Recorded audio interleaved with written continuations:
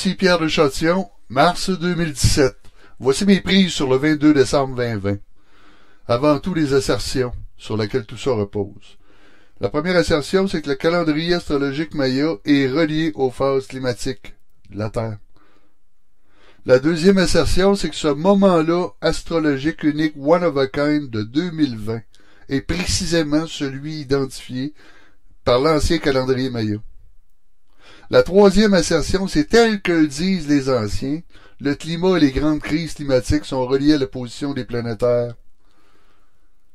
La quatrième assertion, c'est que la totalité des pointes de ce graphique du climat à l'écran sont occasionnées par les conjonctions Saturne-Jupiter et les conjonctions avec les autres grands planétaires.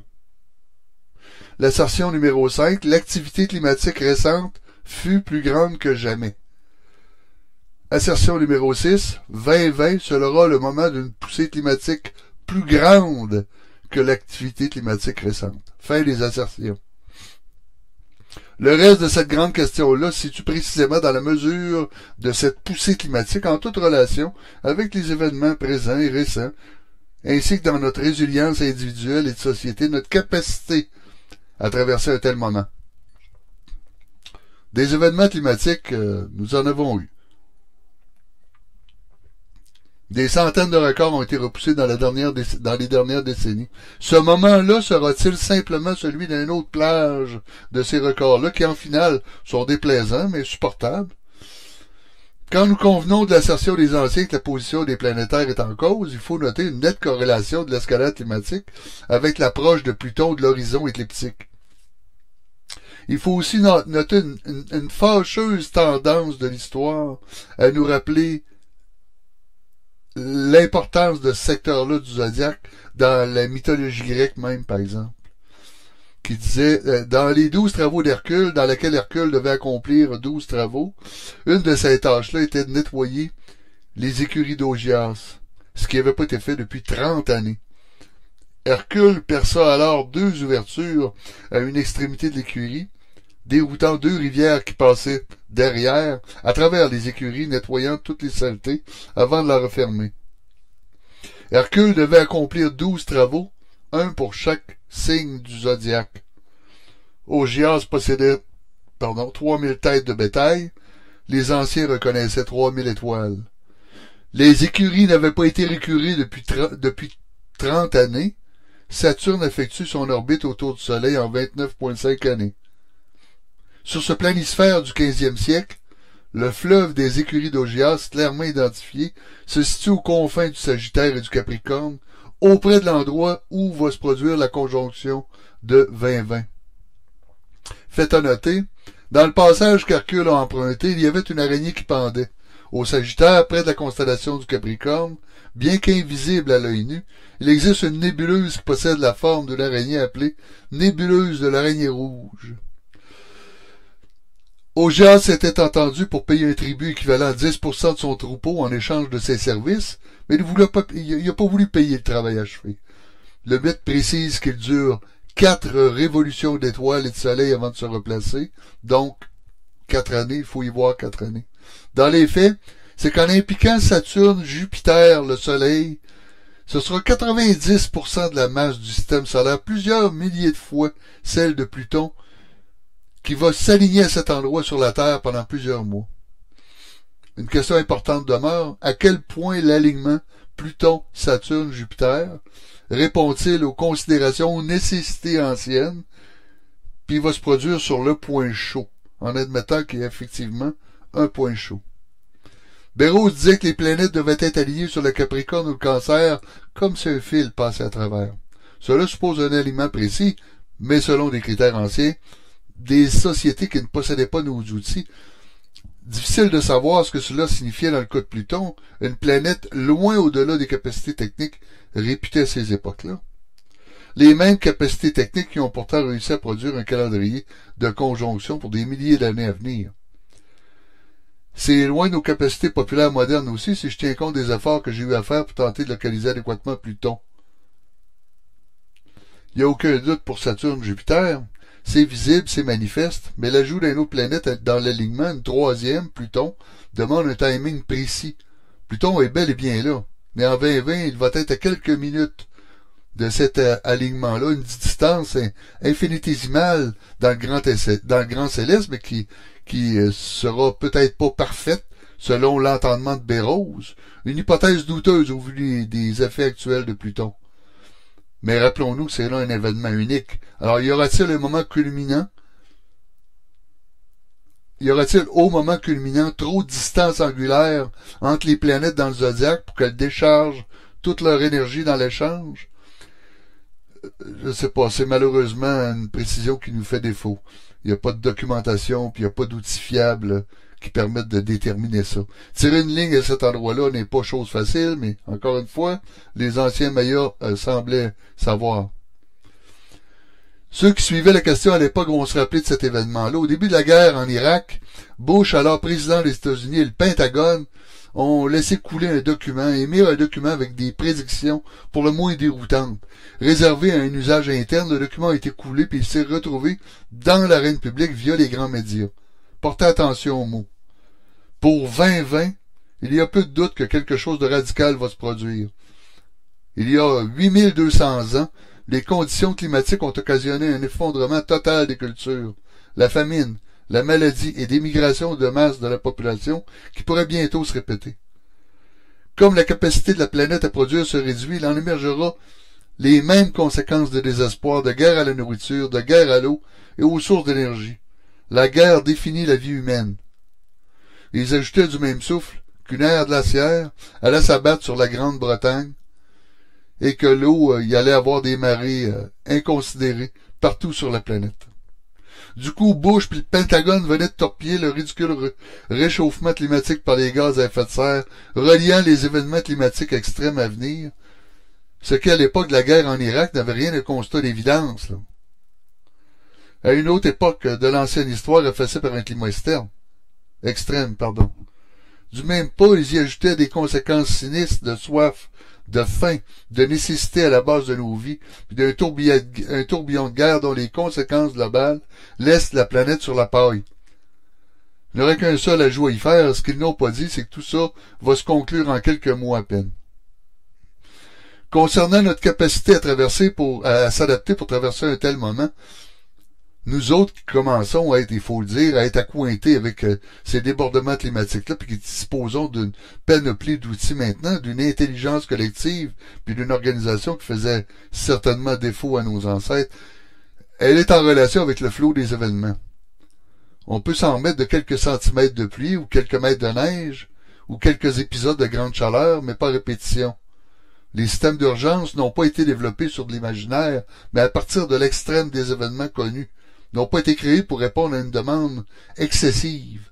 2 ou 3 tempêtes de neige en cascade, puis il y a déjà du monde qui meurt. Quelques chutes de neige, quelques chutes de pluie en feuilles, il y a des poncelets puis des routes qui sont arrachées, isolant des communautés entières. Un soleil de plomb qui brûle le paysage quelques jours, puis les vieux commencent à mourir dans leur appartement. À répétition, tout cela prend rapidement des proportions intenables.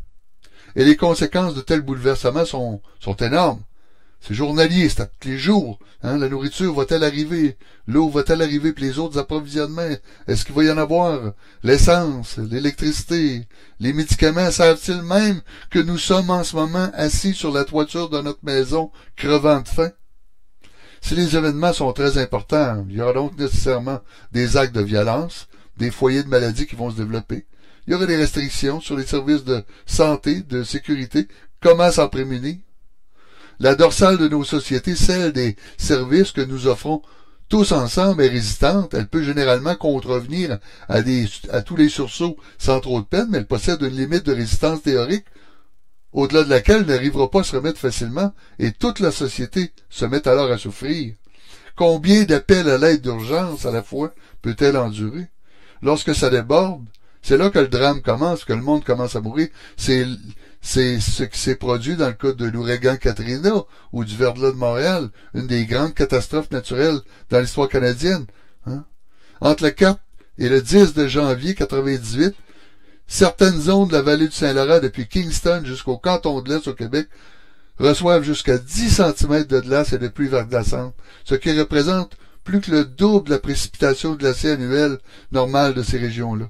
La tempête cause 35 morts et 945 blessés, en plus d'occasionner le déplacement temporaire de 600 000 personnes. Plusieurs routes sont fermées. Des pannes d'électricité majeures se produisent, coupant le courant de presque 1,4 million de clients d'Hydro-Québec au Québec, incluant de nombreuses zones rurales, environ le quart de toutes les vaches laitières du Canada. Beaucoup de vaches tombent malades parce qu'il est impossible de les nourrir ou de les traire. Certains producteurs québécois de sirop d'érable perdent presque la totalité de leur érablière sur le verglas. Autour de Montréal, les gens s'arrachent les cheveux.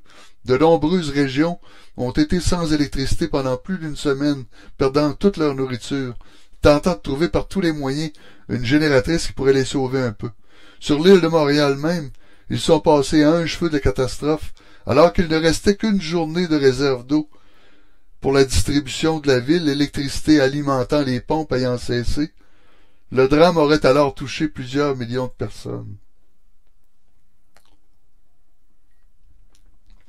Si tout se passe en quelques semaines puis que le climat revient ce qu'il est, ça va. La société va s'en remettre. Mais qu'arrive-t-il si les conditions néfastes se poursuivent pendant des mois ou des années? Si on fait la queue pour attendre notre pitance? Quant à moi, le pronostic est mauvais. Les probabilités que ce soit là l'assise d'événements lourds et même très lourds sont élevées. Avec nos records, nous avons eu des flashs ici et là, mais cette fois, ça va être soutenu sur une grande période, puis rien n'indique que le temps va redevenir aussi clément qu'il ne l'est si tôt. Ce qui frappe ici, c'est la rapidité avec laquelle se met en place cette conjonction pour des planétaires aussi lents que ceux qui seront impliqués. En quelques semaines à peine, une conjonction majeure triple se met en place là où il n'y avait rien auparavant. C'est la raison pour laquelle nous n'aurons pas beaucoup d'avertissements préalables. Un premier niveau d'événement va prendre place à la mi-décembre 2020, alors que Saturne et Jupiter vont pénétrer de front dans le Capricorne en direction de l'alignement du 20 décembre, position actuelle de Pluton. Un second niveau va se dessiner alors que le Soleil va pénétrer à son tour dans le Capricorne le 19 janvier pour coiffer l'alignement final qui aura lieu à la fin janvier. Le Soleil va sortir du Capricorne à la mi-février, puis l'alignement va finir de se décomposer avec la sortie de Jupiter à la fin d'avril 2021. L'événement va s'étirer sur approximativement de décembre 2020 à avril 2021 avec un plateau du 19 janvier au 15 février 2021. La ligne des climats va changer. Les saisons vont être perturbées. Tous ne seront pas touchés également, mais tous vont en subir les effets. Il faut s'attendre à des dommages par les eaux, que ce soit le brouillard, inondations, pluie, neige à profusion, selon notre climat. Les saisons vont être très polarisées. L'été va être très chaud, propice aux maladies. Il va refroidir soudainement en cours de route. L'hiver va être froid, puis il va se réchauffer trop rapidement.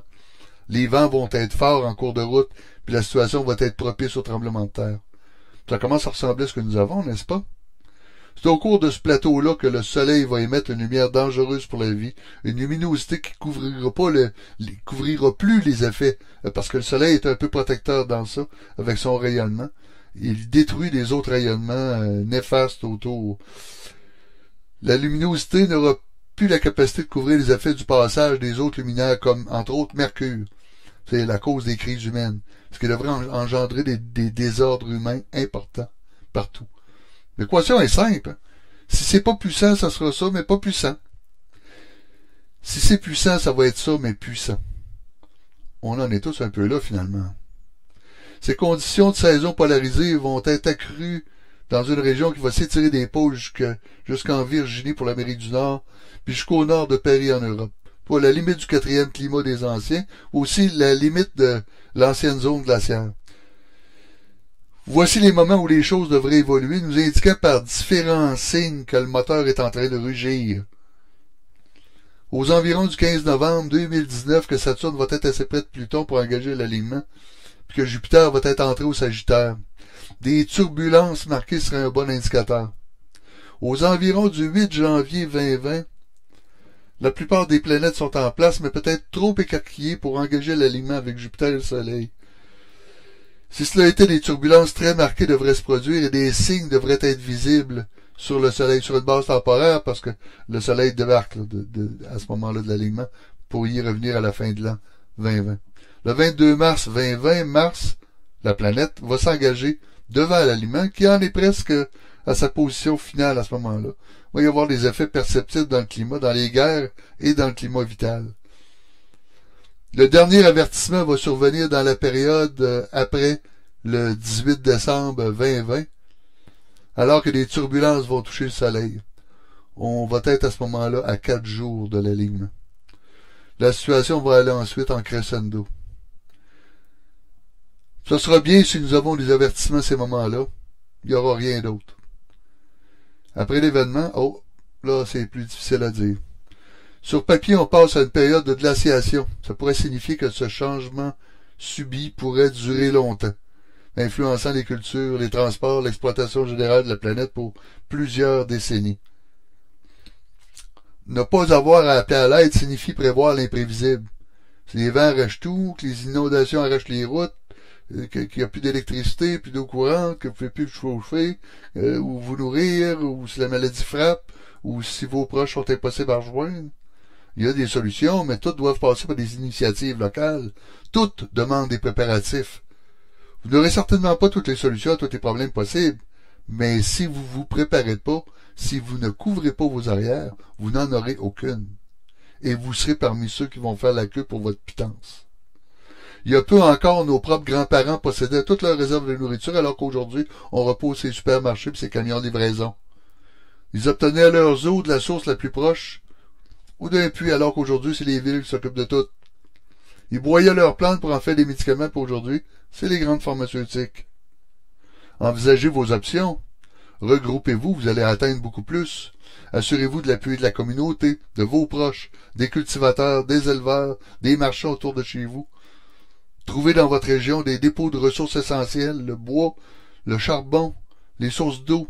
Notez-en soigneusement les coordonnées, gardez des cartes géographiques sur papier puis des imprimés de choses importantes, comme les refuges possibles, des contacts. Ayez des outils de survie, faites une liste de tout l'équipement souhaitable, sans aucune restriction. Puis là, commencez à vous casser la tête pour trouver ça. Ici Pierre de Châtillon, 1391 jours avant.